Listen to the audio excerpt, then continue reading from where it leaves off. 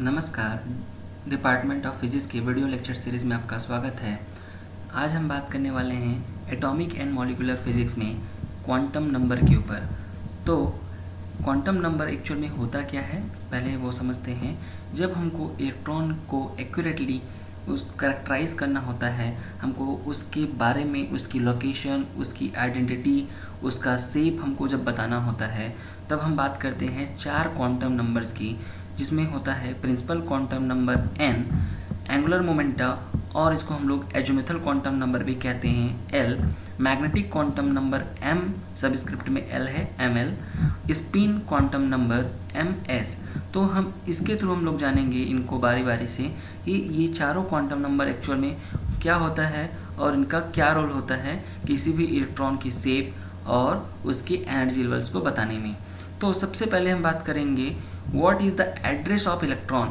जैसे कि हम क्या होता है, हमारा एक पर्टिकुलर एड्रेस होता है, लोकेशन होता है, नेशनैलिटी होता है, वैसे ही इलेक्ट्रॉन की भी एक पर्टिकुलर क्या होती है, आइडेंटिटी होता है, एड्रेस होता है। उस सब में महत्वपूर्ण है प्रिंसिपल क्वांटम नंबर।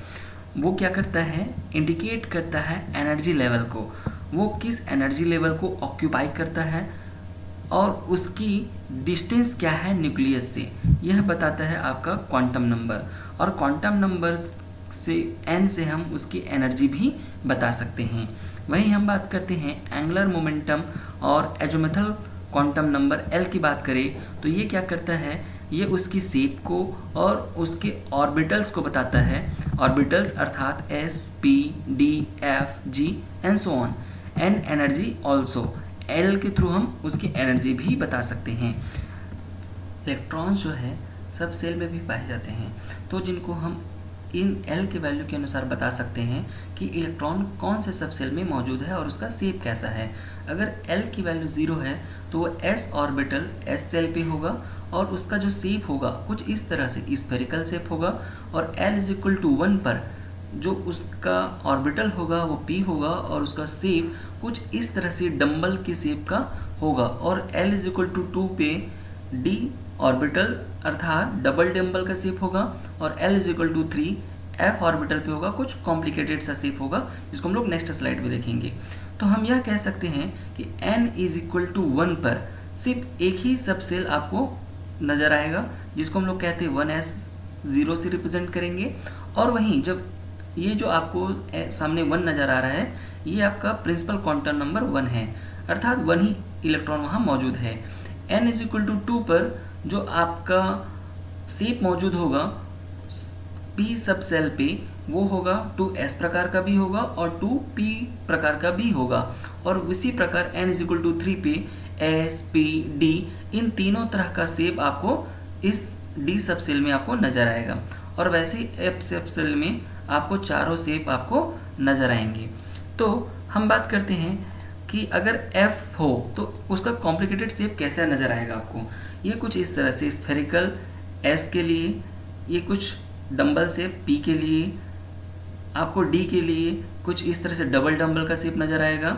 और वहीं ये जो हम कॉम्प्लिकेटेड शेप की बात करते हैं, कुछ इस तरह से एक आपका कॉम्प्लिकेटेड शेप बनता है f के लिए। हमारा अगला क्वांटम नंबर है मैग्नेटिक क्वांटम नंबर ml, जो इंडिकेट करता है orientation of orbital around the nucleus. जैसे l इज इक्वल टू अगर 0 है तो वो एस्फेरिकल शेप होता है कुछ इस तरह से, और ml की वैल्यू s के लिए 0 ही होगा।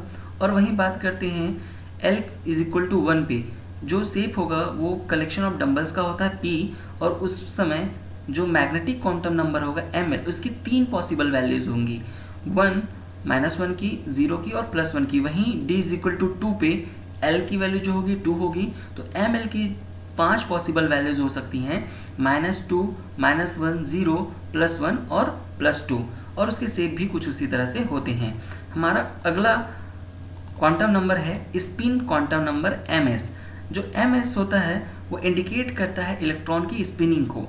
वो एंटी क्लॉकवाइज होगा अर्थात ms is equal to half होगा, या फिर क्लॉकवाइज होगा ms is equal to -half. तो आइए नेक्स्ट स्लाइड में हम समझते हैं कि इसमें जो सारे ऑर्बिटल्स हमने देखे हैं उसका समरी कैसा है, ये समझने की हम कोशिश करते हैं।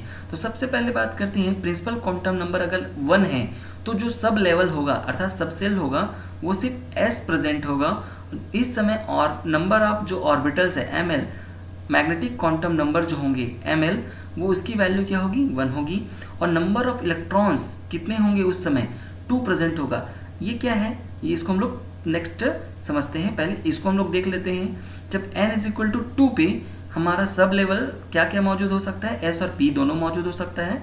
ml की 3 वैल्यू होगी -1, -2, -1, 0 और +1।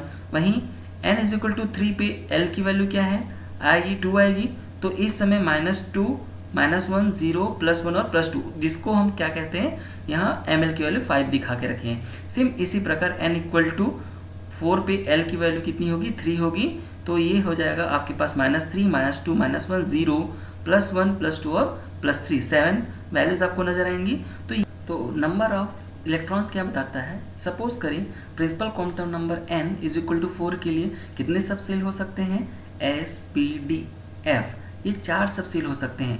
तो इन चारों सब सेल में कितने इलेक्ट्रॉन मौजूद हो सकते हैं, उनकी संख्या क्या है 32। आइए इसको देखते हैं कैसे निकाल सकते हैं। तो ये सबसे पहले हम समझते हैं मैक्रोस्टेट्स को।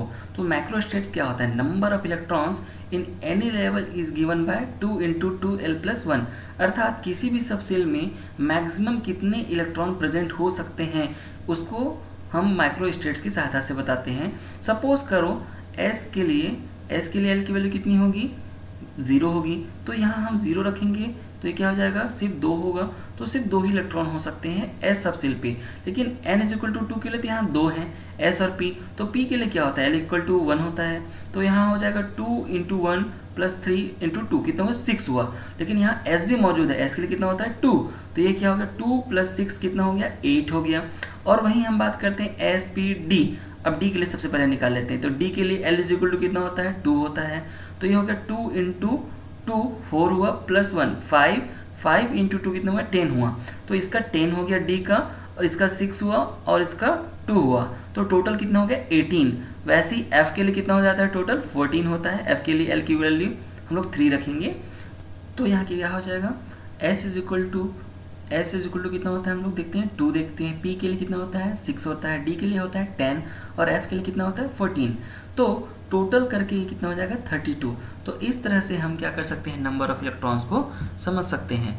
तो अब हम बात करते हैं जो what are the rules governing electron configuration. अब हम बात करते हैं किसी भी इलेक्ट्रॉनिक कन्फिगरेशन के लिए कितने प्रकार के रूल हैं।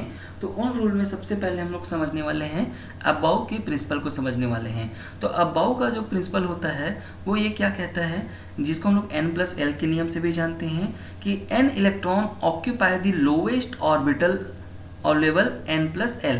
हमेशा इलेक्ट्रॉन क्या करता है लोवेस्ट एनर्जी ऑर्बिटल पर ही क्या होता है मौजूद होता है, उसको ऑक्यूपाई करता है। लेकिन जब सेम n+l हो जाए तो हम वहाँ उस वक्त n की सबसे छोटी वैल्यू को हम लोग क्या करते हैं चूज करते हैं। सपोज करो कार्बन के लिए z इक्वल टू क्या होता है 6 होता है, तो इसका इलेक्ट्रॉनिक कन्फिगरेशन हम लोग क्या लिखते हैं 1s का स्क्वायर 2s का स्क्वायर और 2p का स्क्वायर। यहाँ कितने हो गए टोटल नंबर ऑफ इलेक्ट्रॉन्स कितने हुए 6 हो गए।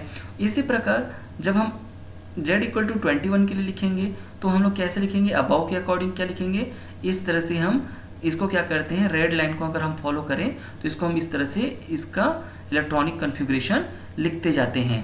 और वही हम बात करते हैं हंड्स के नियम पे, तो हम हंड्स के नियम पे हम ये देखते हैं या इसको हंड्स भी कहते हैं। तो हंड्स के जो रूल है उसमें हम देखते हैं each orbital of equal energy must have 1 electron before a second electron is added.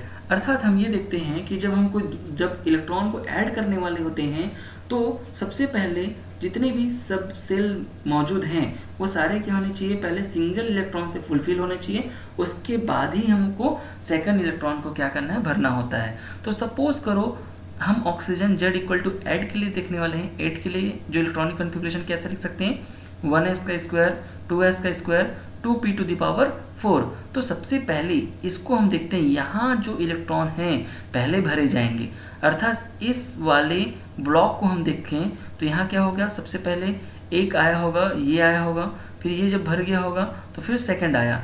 Then क्योंकि यहाँ 2 ही इलेक्ट्रॉन क्या हो सकते हैं पॉसिबल हो सकते हैं।